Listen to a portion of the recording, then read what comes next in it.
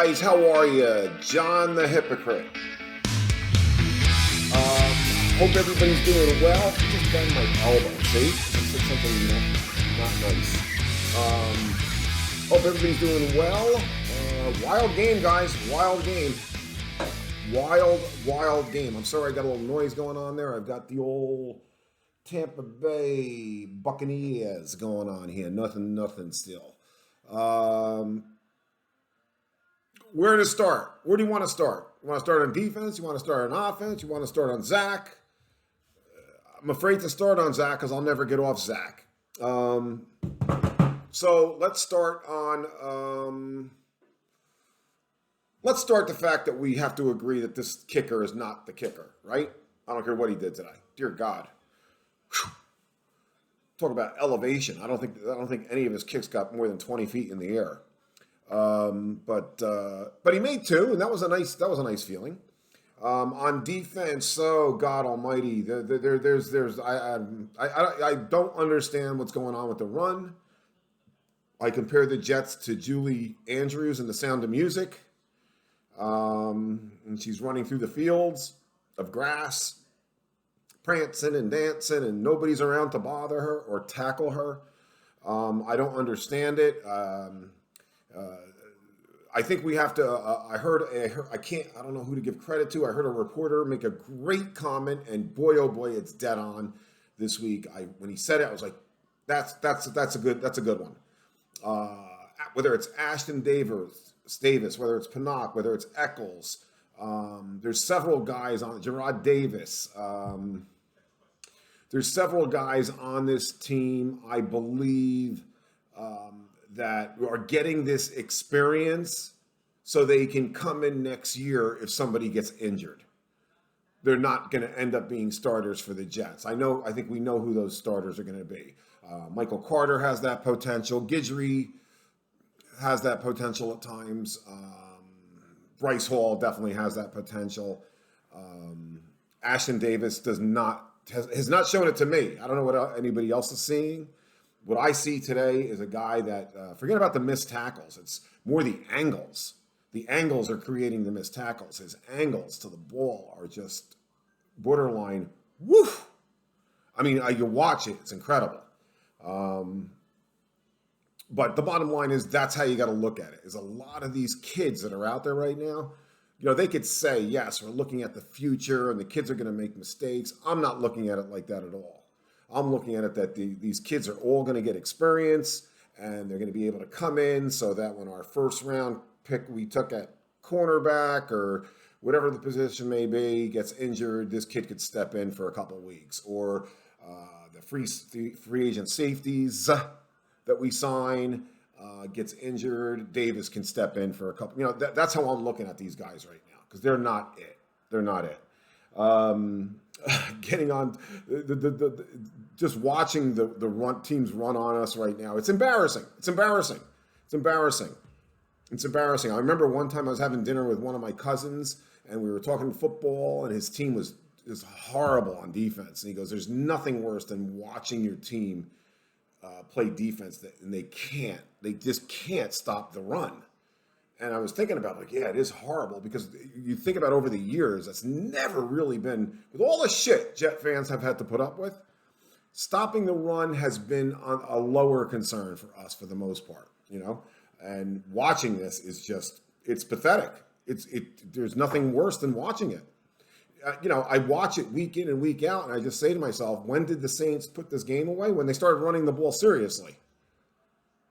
When they finally said, that's it. What are we doing? What are we doing here? Let's run the ball. And they really ran the ball. And that's when they really, ran away with this. So the defense is the defense, And the front four, I think, quite honestly, has a few good, of course you got your Williams. But to me, it's you got to be a tad overrated to watch guys get through the line of scrimmage the way they do. Although I will say this, a lot of the success in running now, especially the last 2 or 3 weeks, has been around the end. They stop first and goal, stop. Second and goal, stop. Hill says, okay, I'm going to take the ball. I'm just going to go for a walk. And he goes for a little stroll around the end. There's nobody there. You got to walked. He could have, so he could have sat down, had a cup of coffee, read the newspaper, quick sports section, and then walked in the end zone. There's nobody around the ends, so that was the reason it was so easy. They were able to stop him going up the middle, And is it all brick? I don't know. We're going to find out a lot in this offseason and next year. But watching this defense play is just pathetic. Okay, I've gone 5 minutes on nonsense. So let's get to the problem. I have said before, and I'll say it one last time, for so many reasons, one being that, God forbid, Zach Wilson ends up being not the quarterback of the future, this would be a much bigger blow than Sanchez. This would be a blow that, because the way the draft picks have set up, it's something that'll put the team back 4 years at least, unless we were to get lucky and sign a free agent quarterback or get lucky in a late round quarterback, whatever it may be. Because the way the draft picks have set up since Wilson, this would be the year. And you combine it with a shit draft class with quarterbacks and us not taking. You can't take quarterback this year, first round. You can't do it, I mean, you can take one late if you really want to roll the dice. But, So right away, you think I'm talking out of desperation. There are some things I'm seeing from Zach, quite honestly, that I cannot explain. I've watched all of his 2019 games and all of his 2020 games from beginning to end. And the one thing that never entered my mind that would ever be a problem was accuracy. But now I've got a big problem, and I stated it at the website in the game thread today. My big problem is that I've got to go back and watch. Forget about, I can't do it. I'm going to watch the 2020 season again. Hopefully within 3 or 4 games, that's all I need to watch, and I'll just get my answer. Is it possible that what I was watching didn't appear? Like BYU doesn't throw any 5-yard, 6-yard passes. Maybe they were more downfield. I'm thinking of the really good running back they had when Zach was there in 2020. Anyway, is it possible that they didn't use that in their offense at all, that these touch passes that I have in my head were touch passes, like 15, 20 yards downfield, over the shoulder type passes, scrambling touch passes downfield, that there wasn't this short shit that you've got to do it in the NFL, especially a rookie, until you find your groove. And if you don't find your groove, the short shit, they'll give that to you all week long, and he'll never be a quarterback in the NFL, period. Never. But you look at what happened last week against the Eagles in the first half, and what struck me last week was how many first read decisions he made that were successful last week. Boom, boom, boom, boom, boom, right? And they were very successful. It's either boom, boom, boom, or nothing, roll out, and he does that Zach thing and just does that incredible thing where he throws these unbelievable passes. Even the ones to Moore last week that didn't work, they were incredibly accurate. If it was a 6'3" receiver out there, he would have caught those. But is it possible that it wasn't, he didn't do that at BYU, and he truly sucks at it?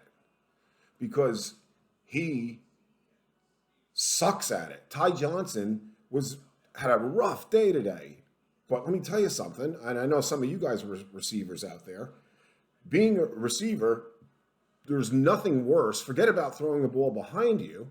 It's, inconvenient, but you can catch it. It's not that big a deal. But where he throws it behind you is the amazing thing. It's not here. It's at he's throwing it at their heads behind them, like here at your ear.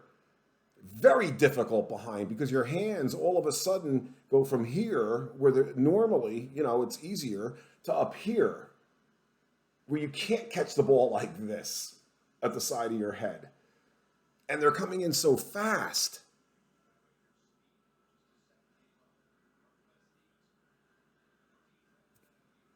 Thought number one. Second thought. This has me even a little bit more concerned. And I know some of you guys are going to think I'm nuts. When he rolled out and he went for 18 yards and he jumped in the air and took the ball and went first down, right?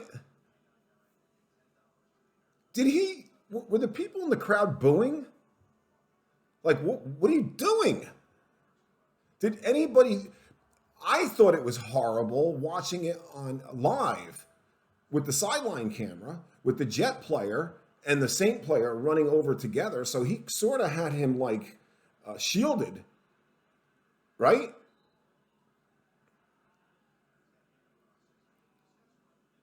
And then they did the replay and the camera was behind them.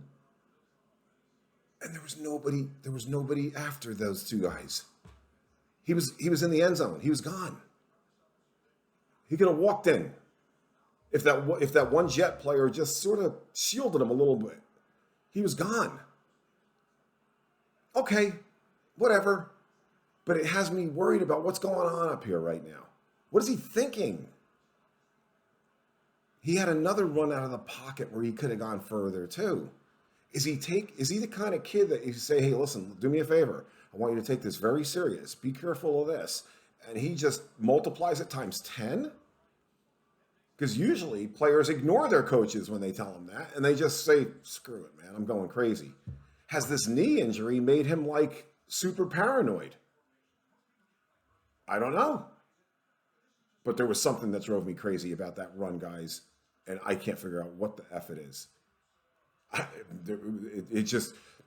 It's all about the head. It's all about the thinking of the mind, the short passes, the stupid short pass decisions, the placement of the stupid short pass decisions, the run decision, the run slide decision. There's some decisions that are being made that are just not, quote unquote, a rookie issue. And do I still, in my heart of hearts, believe that Zach Wilson could be a fantastic quarterback in the NFL? And the answer is yes. But I got to tell you, there's some red flags going up in my brain right now, and I don't know if I'm just in complete denial or what. But there's things going on that I'm not happy about what I'm saying. So, disagree, agree, throw it in the comments. Send me a note. Do whatever you have to do. I could be nuts and I could be wrong. But, there's going to be a rough ending for him. Losing Davis, I was almost okay with Davis because I thought I'd get a lot of more.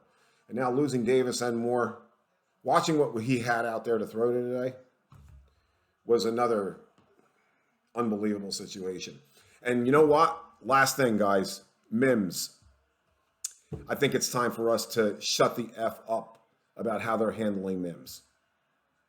Why don't we leave it at that? Let's shut the F up. And I was a guy that was like questioning, boy, this is crazy with Mims. I think it's time to shut the F up about Mims. Between last week and this week, I'm going to shut the F up about Mims. Have a good one.